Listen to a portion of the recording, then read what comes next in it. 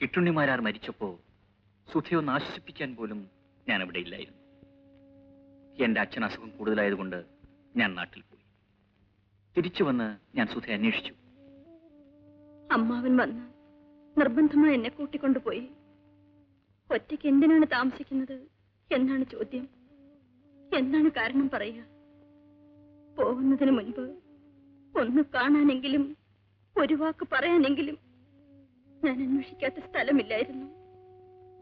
വീടറിയാമായിരുന്നെങ്കിൽ ഞാൻ അവിടെ വരുമായിരുന്നു.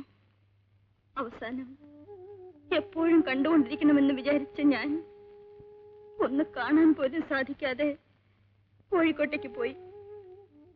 സുധ പോയി എന്നറിഞ്ഞ് ഞാൻ, എവിടെയാണെന്ന് പോലും അറിയാത്ത ഞാൻ അവിടം വിട്ട് എന്റെ നാട്ടിലേക്ക് പോയി. സുധയില്ലാത്ത ആ ഗ്രാമത്തിൽ എനിക്ക് ജീവിക്കാനാവില്ലെന്ന് മനസ്സിലായി. ഞാൻ അയച്ച എഴുത്തെല്ലാം മടങ്ങി വന്നപ്പോഴും എന്നെങ്കിലും കാണാമെന്ന ആഗ്രഹവുമായി ഞാൻ കാത്തിരുന്നു. പക്ഷേ ഒന്നുമില്ല സർ. ഡിക്റ്റേഷൻ. എവിടെയാ നിർത്തിയത്? Your cooperation solicited. Sincerely yours. By the by, സുധയുടെ ഭർത്താവിന് എവിടെയാ ജോലി? സ്റ്റേറ്റ് ബാങ്കിലെ അക്കൗണ്ടന്റ് ആണ് സർ. ഞാൻ പോയിക്കട്ടെ സർ. ശരി.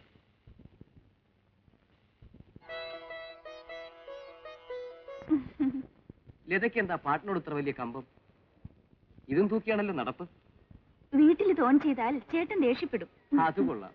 ലതയുടെ ചേട്ടൻ എന്താ സംഗീത വിരോധിയാണ്? എങ്കിൽ അങ്ങേരൊരു സ്ത്രീ വിദ്വേഷിയായിരിക്കും തീർച്ച. മോഹനന്റെ ചേട്ടനെ കണ്ടിട്ട് പോലും ഇല്ലല്ലോ. കാണാതെയും അറിയാതെയും ആരെ പറ്റി അഭിപ്രായം പറയരുത്. മോഹൻ എന്താ ജ്യോത്സ്യനാണോ?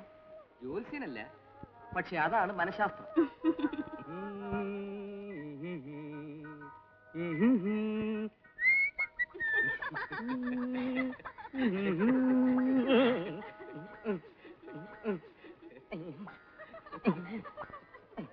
കുഞ്ഞേ വല്ലതും തരണേ.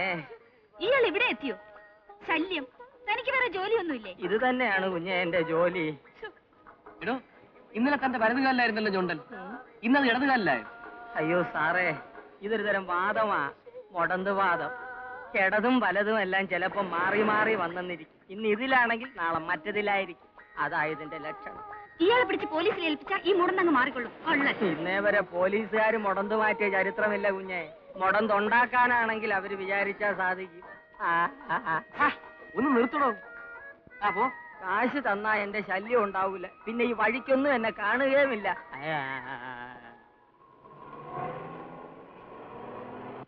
അയ്യോ ചേട്ടൻ, മോഹൻ പോയിക്കോളൂ.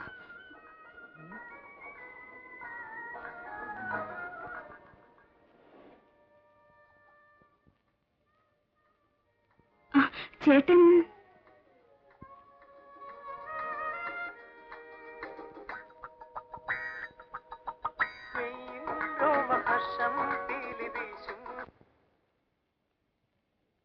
നീ എന്താ ഇവിടെ?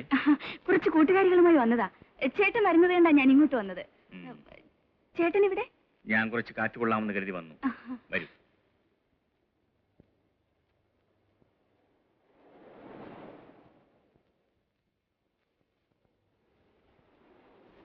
അയ്യോ, കൊച്ചിനെ ഞാൻ എവിടെയോ കണ്ടിട്ടുണ്ടല്ലോ. ഇതാ കൊച്ചിനെ ഞാൻ കണ്ടിട്ടേ ഇല്ല. കൊച്ചി നാട്ടിലെങ്ങും ഉള്ളതല്ല. പുതിയതായിട്ട് വന്നായിരിക്കും അല്ലേ? ടൂറിസ്റ്റ് ആണോ? എന്താ അങ്ങനെ ചോദിച്ചത്? അല്ല, എന്നെ പോലൊരു പാവം മുടന്തന് 5 രൂപ ഈ നാട്ടിലുള്ളവർ തരില്ല. ഇവിടെ ഉള്ളവരെല്ലാം കണ്ണി ചോരയില്ലാത്തവരാ. മുടന്തനെ കണ്ടാലും പറയും തൊഴിലെടുത്തൂടെ, അല്ലെങ്കിൽ പോലീസിൽ പിടിപ്പിക്കും എന്നൊക്കെ. അലവലാദികളാ സാറേ, കാശിന് കൊള്ളാത്ത എരപ്പാളികൾ. ഞാൻ പോട്ടെ സാർ. പാവം അല്ലേ ചേട്ടാ?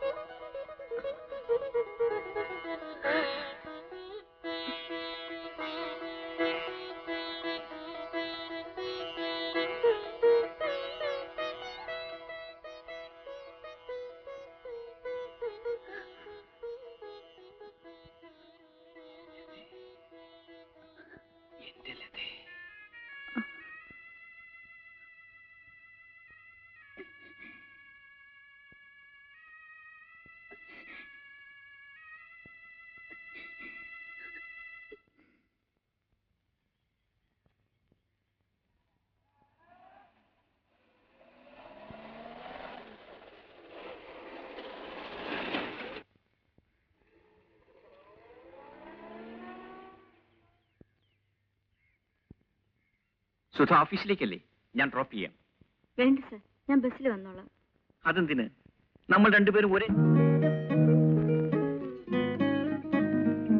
ഒരേ വഴിക്ക്. ശരിയാണ്, പക്ഷേ നമ്മൾ തനിച്ച് യാത്ര ചെയ്യുന്നതല്ലേ ശരി? അതെ, അതാണ് ശരി.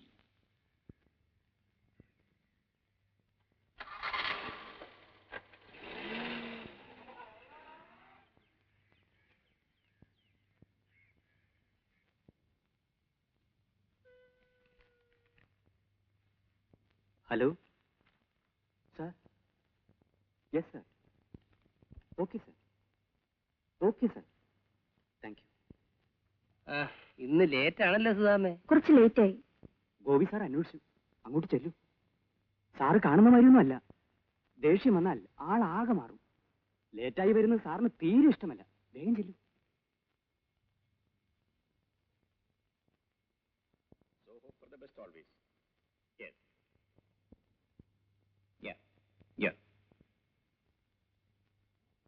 സർ ക്ഷമിക്കണം, ലേറ്റ് ആയിപ്പോയി.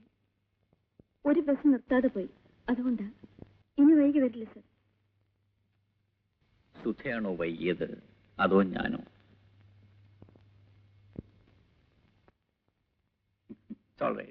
ഇരിക്കൂ.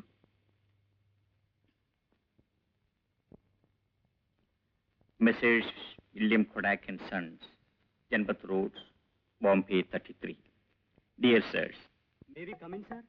Yes, come in. നമസ്കാരം സർ. എന്താ ജാഥയായി എല്ലാരും കൂടി? പണിമുടക്കോ പ്രതിഷേധമോ മറ്റോ ആണോ? അയ്യോ, സാറുള്ളടുത്ത് പണിമുടക്കും. സാറ് പണിമുടക്കിയാലും ഞങ്ങൾ പണിമുടക്കിയല്ല. സാർ, എല്ലാ വർഷവും ഇവിടുന്ന് എല്ലാവരും പിക്നിക്കിന് പോകാറുണ്ടല്ലോ. ഇപ്രാവശ്യം നെയ്യാർ ഡാമിൽ പോകാനാണ് പ്ലാൻ. നല്ല കാര്യം. എന്നാണ്? നാളെ ആകുമ്പോൾ എല്ലാവർക്കും സൗകര്യമായിരിക്കും. ശരി, നാളെ തന്നെ ആകട്ടെ. അപ്പൊ എനിക്ക് സൗകര്യമായിരിക്കും. എല്ലാവരും ഫാമിലിയായി പോകുന്നല്ലേ, അപ്പോ ശമ്പളത്തിൽ നിന്നൊരു അഡ്വാൻസ്. അതൊക്കെ മിസ്റ്റർ രാജൻ തന്നെ ഏറ്റെടുത്തോളൂ. അഡ്വാൻസ് എത്രയാണെന്ന് വെച്ചാൽ അത് കൊടുത്തേക്കൂ. ശരി ശരി സർ. സുധയും കൂടി വരണം. വരാം സർ. മിസ്റ്റർ മോഹനെയും കൊണ്ടുവരണം. എനിക്ക് പരിചയപ്പെടാമല്ലോ. കൊണ്ടുവരാം സർ. ഞാൻ വരില്ല. ഒന്നുമില്ലെങ്കിലും നിങ്ങളാണ് എന്റെ ഭർത്താവെന്ന് അവർക്ക് എന്നെ കാണുമെങ്കിലും ചെയ്യട്ടെ. നിന്റെ ഭർത്താവെന്ന നിലയിൽ എന്നെ ഇനി ആരും കാണണ്ട. ഒരിക്കൽ വിവാഹപ്പന്തൽ വെച്ച് കാണേണ്ടവരൊക്കെ കണ്ടല്ലോ, അത് തന്നെ ധാരാളം മതി. എന്തിനാണ് എന്നെ ഇങ്ങനെ ദ്രോഹിക്കുന്നത്? ഞാൻ എന്ത് കുറ്റം ചെയ്തു? സ്വയം ചോദിച്ചു നോക്ക്, അപ്പ മനസ്സിലാവും. മനസ്സിലാകുന്നില്ല, അതുകൊണ്ടാണ് ചോദിച്ചത്. എന്നാ മനസ്സിലാക്കണ്ട.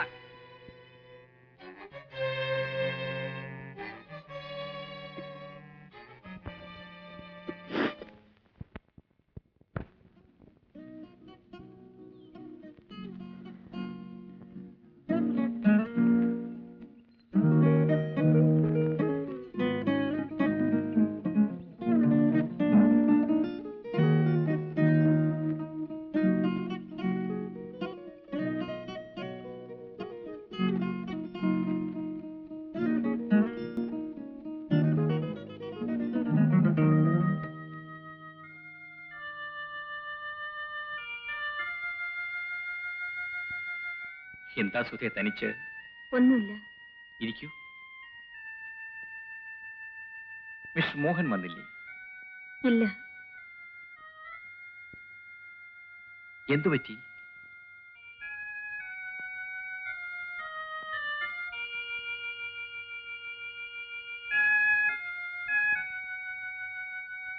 സുധയുടെ കുടുംബജീവിതത്തെപ്പറ്റി ഞാൻ ചോദിക്കുമ്പോഴെല്ലാം സുധ ഒഴിഞ്ഞു മാറുന്നു.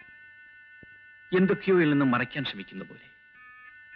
സുധയുടെ കഥ കേൾക്കാൻ എനിക്ക് അവകാശമില്ലെന്നറിയാം, പക്ഷേ ആഗ്രഹമുണ്ട്. സുധയുടെ വേദനയെങ്കിലും പങ്കിടാൻ കഴിഞ്ഞാൽ അതെനിക്കൊരു ആശ്വാസമായിരിക്കും. എന്റെ ദുഃഖം ഞാൻ സാറിന് കൂടി പങ്കിടണോ? എനിക്കതിഷ്ടമാണ്. എങ്കിൽ പറയാം. അമ്മാവിന്റെയും അമ്മാവിയുടെയും ആഗ്രഹവും നിർബന്ധവുമാണ് ഞാൻ മോഹൻ ചേട്ടനെ വിവാഹം കഴിക്കണമെന്ന്. അദ്ദേഹത്തിന് എന്നെ വലിയ കാര്യമായിരുന്നു. ഒടുവിൽ എല്ലാ ആഗ്രഹങ്ങളും ഒതുക്കി വെച്ച് ഞാൻ വിവാഹത്തിന് തയ്യാറായി. ആഘോഷപൂർവ്വം വിവാഹം കഴിഞ്ഞു. ആദ്യ രാത്രിയിൽ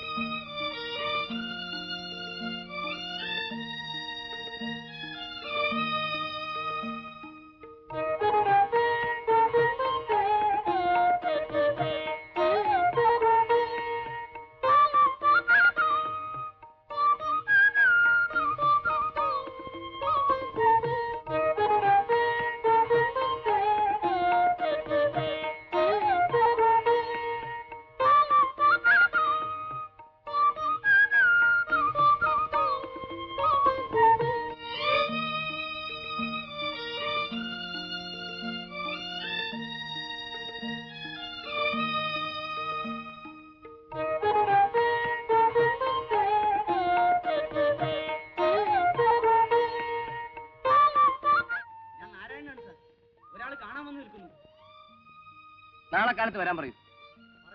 അയാൾ പോകുന്നില്ല. എന്തോ അത്യാവശ്യ കാര്യമാണ്, കണ്ടേ മതിയാവൂന്ന് പറയുന്നു. സുധേ, ഞാൻ പോയിട്ട് ഇപ്പൊ വരാം.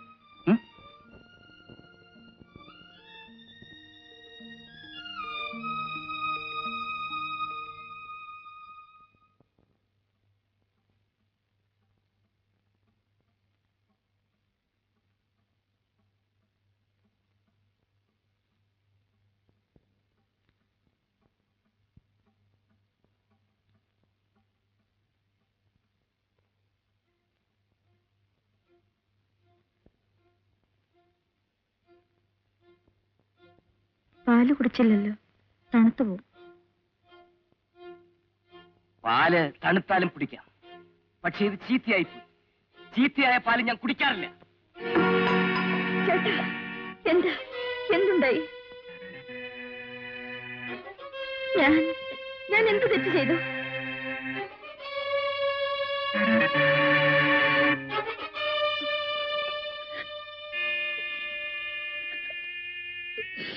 ഞാൻ എന്ത് തെറ്റ് ചെയ്തു? ആ ചോദ്യം പലതവണ ഞാൻ ചോദിച്ചു. ഇന്നേ വരെ മോഹൻ അതിന് മറുപടി പറഞ്ഞിട്ടില്ല. സുധേ, നമ്മുടെ പഴയ പ്രേമബന്ധമായിരിക്കുമോ അതിന് കാരണം? എനിക്കറിഞ്ഞൂടാ. ആയിരിക്കാം, അല്ലായിരിക്കാം. എങ്കിൽ കുറ്റക്കാരൻ ഞാനാണല്ലോ. അല്ല, നമ്മൾ എന്ത് കുറ്റം ചെയ്തു? തമ്മിൽ കണ്ടു, പ്രേമിച്ചു. അതിൽ കവിഞ്ഞ് ഒന്നും ഉണ്ടായില്ലല്ലോ. പ്രേമം കുറ്റമാണോ സർ? ഇനി അതൊന്നും പറഞ്ഞിട്ട് കാര്യമില്ലല്ലോ. അതൊക്കെ പോട്ടെ, സാറിന്റെ കാര്യങ്ങളൊന്നും പറഞ്ഞില്ലല്ലോ. ഇനിയും എന്നെ സാറെന്ന് വിളിക്കണം. അതാണ് സൗകര്യം. പിന്നെ ശരി, സുധയുടെ ഇഷ്ടം പോലെ വിളിച്ചോളൂ. സാർ ഭാര്യയെ കൊണ്ടുവന്നില്ലല്ലോ.